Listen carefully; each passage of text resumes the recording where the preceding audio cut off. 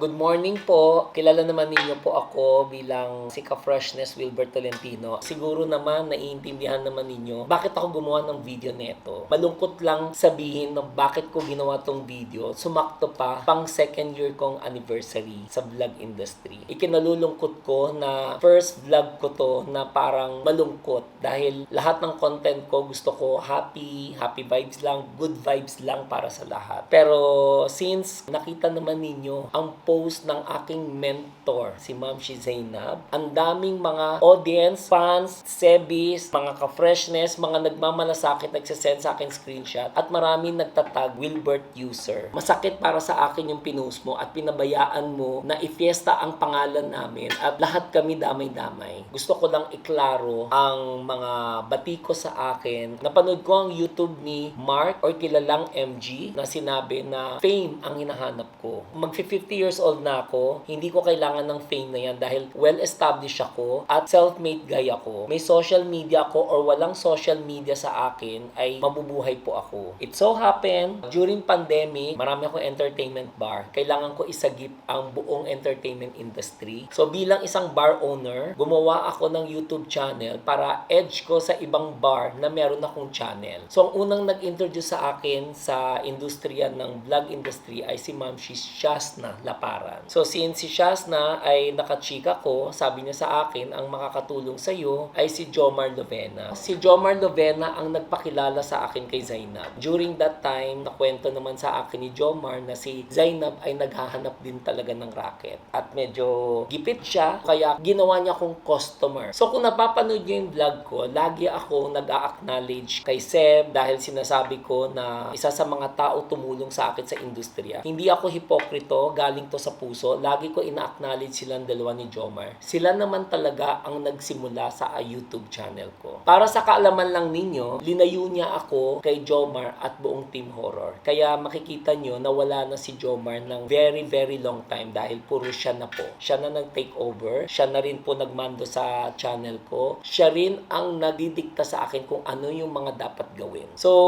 nung during nag-collab kami, every content po, bayad po siya. Actually, yun po yung rinakit na niya sa akin at tinuloy-tuloy na niya. Pag linambing niya ako sa lahat ng kailangan niya, pabor niya, para sa pansarili niya, sponsorship, or lahat ng charity, wala akong regret sa pagtulong dahil kahit wala sa vlog ko or nasa vlog ko, okay lang sa akin yun kasi tinulungan naman din ako ni Seb. Pero gusto ko lang i-clear sa inyo, sa harap ng camera, ipinakita niya sa inyo na siya ang nagbigay. Sa harap ng camera, alam ninyo lahat na siya ang tumulong. Pero pag wala sa camera, hindi ninyo alam na ako yung nagbayad. Gusto ko lang i-share lang din sa inyo kasi ayoko rin na magkaroon ng misinterpret na nagkukwenta ako or nakikipagsumbat ako. Gusto ko lang i-clear para maging klaro para sa inyo. So kahit bayad yung per content namin, hindi ko ikinalat na bayad yan per content. Hinayaan ko lang na gumanda ang imahe niya na siya ang tumulong sa akin. Yun yung totoo. On my part, syempre kasama sa promotion at sa deal namin kung ano na pag-usapan namin. I don't see anything wrong kung talagang nagpo-promote siya at sa paningin naman ninyo ay libre yun. Si Zainab ang naghihingi sa akin ng content. Siya ang may kailangan sa akin.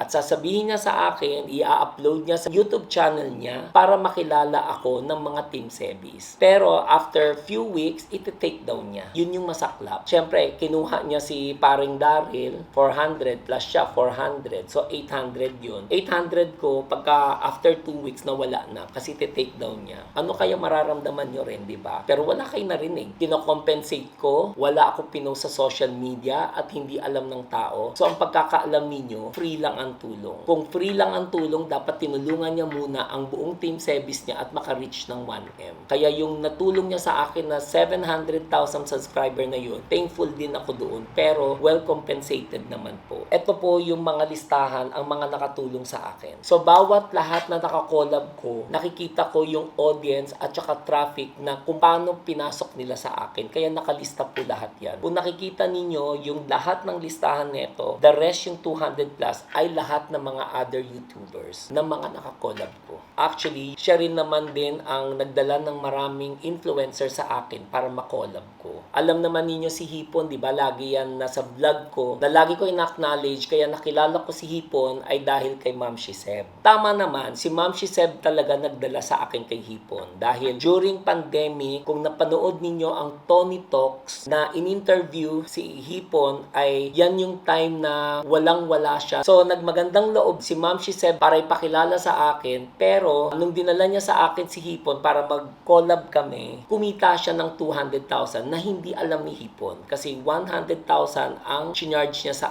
akin kay Hipon. So, dalawang content na gawa namin, fact or bluff, at saka yung pera or kaldero. Pinagkakitaan ni Seb si Hipon. Just imagine kung gusto mo talagang tumulong kay Hipon, dapat kinolab mo. Pero ang sabi mo sa akin, hindi mo siya iko-collab dahil mga sebis mo malilipat kasi magaling si Hipon. Ako, kumpiyansa ako na alam natin mas kailangan ni Hipon yun. Hindi mo siya na-collab at never kayo nagkaroon ng content. Sobrang kawawan si Hipon. Kaya doon ako nag-decide na talagang tulungan si Hipon kasi deserve niyang tulungan siya. So nag-reach out sa akin si Shasna. Sabi niya sa akin, Ma, sabihin mo naman kay Ma'am Shiseb na collab kami. So syempre nag-reach out siya. So ako naman nagmagandang loob. So sinabi ko, Ma, gusto ni Shasna na mag-collab kayo. Ang sagot ni Seb, ano mapapala ko? Makukuhanan lang ako ng subscriber. Bakit ako makikipag-collab doon? Mag-isip ka nga, Ma. Wala naman ako makukuha sa kanya. Yun ba sa tingin nyo? Good influencer yun? Regarding kay Madam Inuts, nung during nagta-trending siya, nakwento ko kay Seb na si Madam Inuts ay tutulungan ko dahil balak ko is makipag-collab sa kanya. Nung nalaman niya na tutulungan ko si Madam Inuts, hinarang niya ako at sabi niya sa akin, bakit doon? Ba't ka pupunta doon? Ma, mag-isip ka bago ka tumulong. Dahil pang 1 week lang ang trending ng ganyang pagmumura kasi social media person ako. Alam ko ang karakas ng social media. Doon ako nagka-challenge at yung kwento ni Madam Inuts during nagka-trending siya sa live niya, nakikita ko ang buhay niya ay buhay din ni Hipon. Kaya nag-reach out ako kay Hipon. Sabi ko, Ma, gusto mo samahan mo nga ako? Sabi ko, magpahakot challenge ako.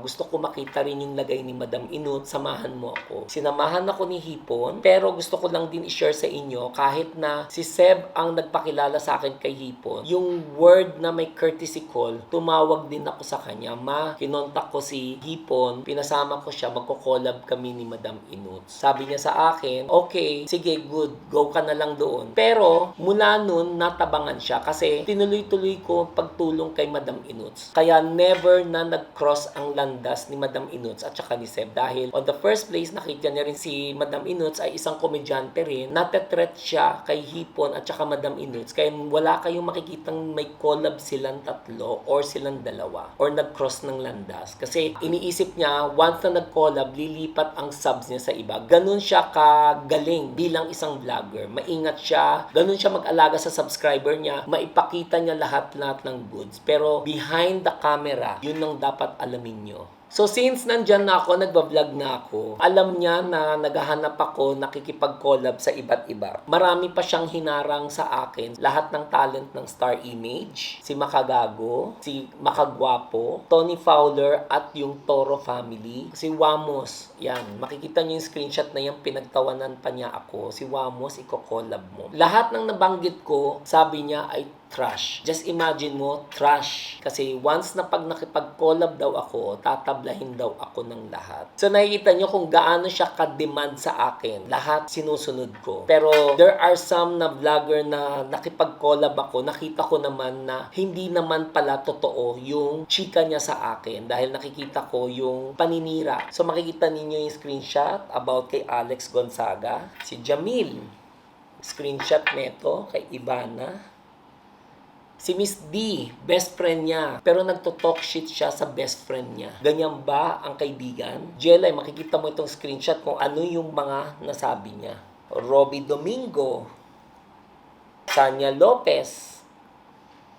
Kung ako ay sobrang sarado yung utak ko at talagang nakafocus lang ako sa lahat ng demands niya, until now, naging tuta ako ni Seb. Kasi lahat ng sinasabi niya, kailangan sundan ko. Gusto ko lang i-share sa inyo, gusto ko mag-unite ang lahat ng vlogger. Gumawa ako ng isang chat group. Maraming influencer na inad ko sa isang chat group para gumawa ng organization. Pero hinarang niya. Ang sabi niya sa akin, bakit ka makikialam dyan? Hayaan mo ang problema ng ibang tao na may problema. Just imagine, Zainab Haraki yan. Pero ako, nagmalasakit ako para sa vlog industry. Lahat yan inintindi ko sa iyo, Seb. Sobrang taas at linulook up kita, pero hindi ko alam bakit pa tayo umabot ng ganun. Wala ako naging atraso sa iyo, Seb. Uulitin ko. Wala ako naging atraso sa iyo. At wala rin akong atraso sa buong Team Sebi, lalo na sa iyo, Melissa, Lantis. Kayo na lang mag-isip na kung ano ang kabutihan binigay ko sa inyo. Wala akong nagawa sa inyong atraso, lalo na sa iyo, Lantis. Nag-reach out ako sa iyo, tinanong ko sa iyo, na pakitanong kay Ma'am Shi kung bakit ako na-unfriend, pero pinalabas mo na busy ka. So gusto ko rin i-share sa inyo itong recently lang. Nagbiyahe ako sa Iloilo, may nabump ako na isang fans ni Seb dumapit sa akin, nakiusap sa akin, pinaantay ako sa isang place. Makikita nyo itong video, nakaklip ito. Huwag ka may baka si Zainab Mali, nalabas ka sa channel. Hello, good afternoon. I'm Angel Kahilig from Iloilo. Solid Team 10. Sorry, nakaban ako. Team Sebi. Noong since 2019, solid fan niya na po ako talaga. Then, nung July 23 kasi, hindi ko siya na mabigay yung regalo ko. Meron sana ako para rin sa kanya, yung kahit pasalubong lang. Then, eto for Bea. Sana matanggap niya itong regalo ko. Munting regalo ko for Bea. Coming from Iloilo, Sebis fans to, para kay Bia. Nag-PM ako sa iyo, Lantis, hindi mo rin sinin. Sa tingin nyo, masama pa rin ba ako, Ma'am Shi? Tao ba kayo humarap sa akin? Nagkaroon ba ako ng atraso sa inyo para bigla ninyo ako tinapon na parang isang basura? Pero tinanggap ko na yun, di ba? Kasi nandyan na eh. Nagulat lang ako, bigla kayong may pahapyaw at nag-post kayo sa social media na may parinig kayo ganun. So, nag-post siya ng ganun, hindi siya nag-mention. Nag-post din ako na hindi ko rin nag-mention. Ako, nag-reach out ako for the longest time. Tinanong ko sa kanya, Ma, bakit mo ako in-unfriend? Ano naging atraso ko? Hindi na niya ako pinansin. So, kung makikita nyo tong screenshot nito, siya naman ang nag-reach out sa akin. Pasensya ka na kung nadamay ka sa pag-unfollow at unsubscribe. Ayan, no? Kita mo dyan. So, sino nagka-problema sa atin dalawa? Ikaw ang nag-unfollow. So, ngayon, in-unfollow mo ako and then sasabihin mo, hindi ako yung tinutukoy mo sa pag-post at gusto mo may peace of mind ka. Eh, bakit ka nag-post ng ganyan ng nagpaparinig ka? Sino yun? Dapat iklaro mo. Para once and for all, tapos tayo kaagad. Wala na tayong pag-uusapan. Kesa naman pinag-uusapan tayo. So ngayon, isa-isahin ko yung chat mo sa akin kung ano yung naging problem mo sa akin about kay Titus. Marami rin hindi nakakaalam na ako ang nag-sponsor sa intro niya. Kung napanood nyo tong intro, ayan, ilang segundo, ako po ang gumastos lahat ng buong intro na yan. So, hindi naman niya sinabi sa akin na huwag sabihin sa iba. Ako naman, during that time, gumagawa ako ng music video ni Madam Inuts ng Sangkap ng Pasko na COVID ang director ko. Naghingi ako ng tulong kay Angge para ipakilala sa akin si Titus. Si Titus nakausap ko a day before mag-shoot kasi papasok ng PBB si Madam Inuts. Pagdating niya, sabi niya, "Hi Ma'am Shi," sabi niya, "galing ako sa shoot ng intro ni Seb." Proud ako kasi part ako ni Seb eh. Sabi ko, alam ko yan. Aware ako dyan sa shoot ng intro. Sabi niya, ha? Sabi ni Direk, paano mo nalaman? Bawal pa ipaalam itong paggawa ng intro. So ako, hindi naman dahil sa pagyayabang ko, sinabi ko, hindi kasi direct ako nag-sponsor niyan. Yun yung parang sinabi ko na ako yung nag-sponsor. Which is totoo naman. Nag-sponsor ako at more than half M yung ginastos ko. Hindi naman yan putyo na intro yung ginawa niya, di ba? At yun ay paid coming from my pocket. Wala akong hininging kapalit doon. Bigla mo akong aawayin na sinabi mo na bakit kailangan ikwento ko sa iba. So makikita niyo itong screenshot na convo niya sa akin. Sinitan niya ako. And then eventually, nag-reply siya. Nag-sorry din siya kaagad sa akin. Isipin niyo kung gaano kabilis ang pitik niya kapag meron siyang topak. Sana hindi ka na lang nagpa-sponsor. Kung may tinatago ka pala at gusto mo yung pride mo mataas. Right? How will you feel? Kayo nag-sponsor, dumura kayo ng kalahating milyon mahigit para just sa intro niya, and then ako pa yung napagalitan.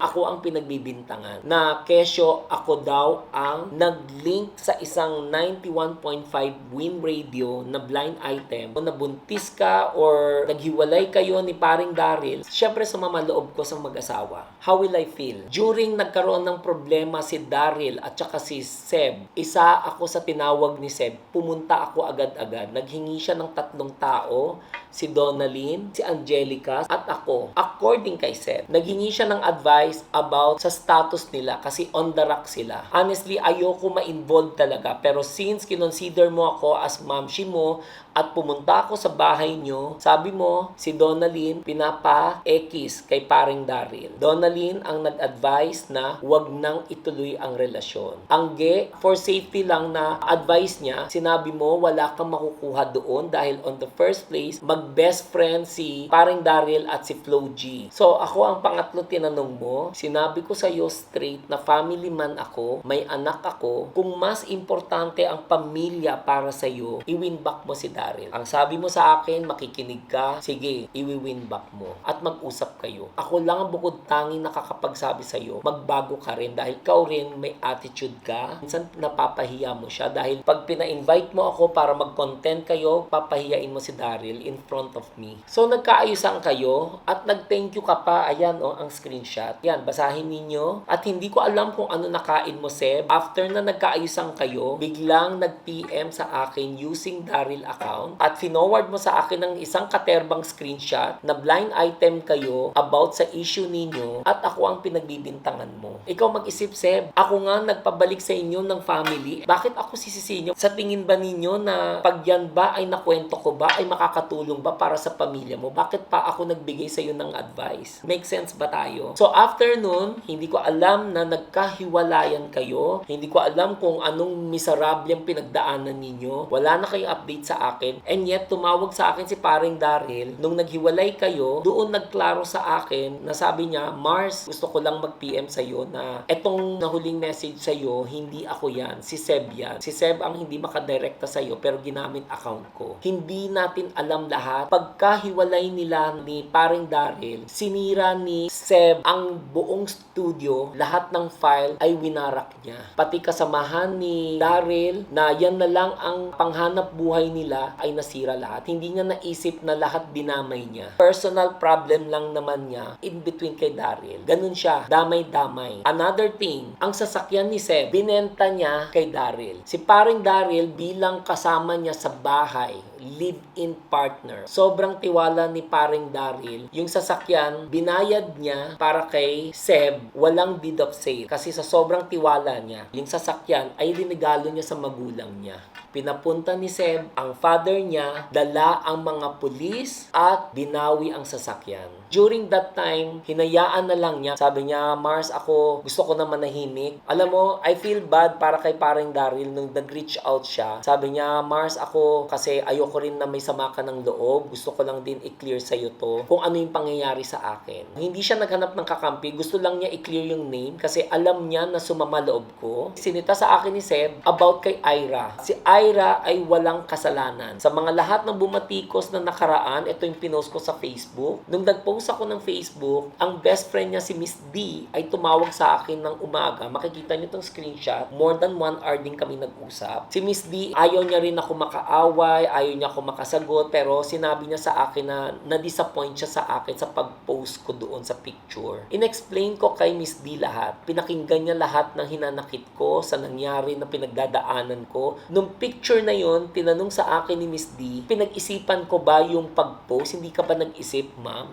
Sinabi ko talaga straightforward, sabi ko, pinag-isipan ko siya. Iniisip ko talaga na ipopost ko siya. Tambay ako na High Grounds Cafe, minsan nababump ko ibang vlogger. That time, nabump ko si Ira at tinawag ko Nak dahil tinawag niya ako Mamshi. Ano tatawagin ko sa kanya? Lola? Siyempre, tatawagin ko Nak. Even si Hipon, tawag ko Nak. Minsan, tawag ko rin naman kay Madam Inuts Nak kasi mas nakakabata sa akin. Masama ba akong tao na idededma ko? Pag galit ba ni Seb, kailangan pati ako, damay, kailangan galit din ako sa kanya. Hindi ko siya papansinin. Hindi ganun. Tao, humarap sa iyo ng maayos, humarap ka rin ng maayos. The moment humarap siya sa akin at alam kong sinayaw niya ang kanta ni Madam Inuts without any kapalit. Sinayaw niya rin yung kanta ng Gandang Hipon without any kapalit. Pinicture ko para mag-thank you. Sana doon maintindihan nyo at naging klaro para sa inyo yun. Alam ko yung isang salitang gratitude. Nagulat ako na inulan nyo ako ng mga comment ng hindi maganda. Na kesyo, pagbabastos ko, disrespect kay Seb, kung kabit siya, out ako dyan. Basta ang tao, humarap sa akin ng maayos, kailangan kong makitungo ng maayos sa tao. Huwag natin asahan ng isang tao na dapat mag-iintindi para sa iyo. inyo. Kasi lahat tayo may kanya-kanyang opinion din. At hindi mo ko pwede diktahan, Seb, dahil si Ira at saka ako, wala kaming hidwaan. Kung ano man ang mga batikos na babasa ko about kay Ira, never ako nag-comment. At never ako nagtanggol about kay Ira. Wala akong ginawa sa iyong masama. Yun lamang po, sa mga nag-comment sa akin na user ako, bukal sa kalooban ko, tatanggapin ko ang pagtawag nyo ng user. Pero gusto ko lang din i-share sa inyo na kung user po ako, mas nagamit po niya ako kesa mas nagamit ko po siya. Itong journey ko sa pagbablog ko, totoo pala yung ganyan pala kagulo din ang industriya. Gusto ko i-shout out ito para sa iyo, Mark or kilalang MG. Gusto ko mag-thank you rin sa iyo. Binigyan mo ako ng opportunity para sagutin lahat nito. Itong content nito, gusto ko lang iklaro dahil dito ay sobrang malaking impact yung pag-post niya ulit sa akin dahil na-damage din po ang pangalan ko at hinayaan niya nag-fiesta ang mga tao sa pangalan namin. So sa mga subscribers ko na nag-stay pa sa akin, maraming salamat po sa inyo. Sa mga tao nagtitiwala sa akin, maraming salamat po. Sa mga nai-inspired sa akin dahil sa marami ako na itutulong, sana meron din magkaroon ng another Wilbert or maduplicate na another Wilbert para tumulong na mas maraming taong nangangailangan. Magpapaalam na po ako dito. Maraming salamat!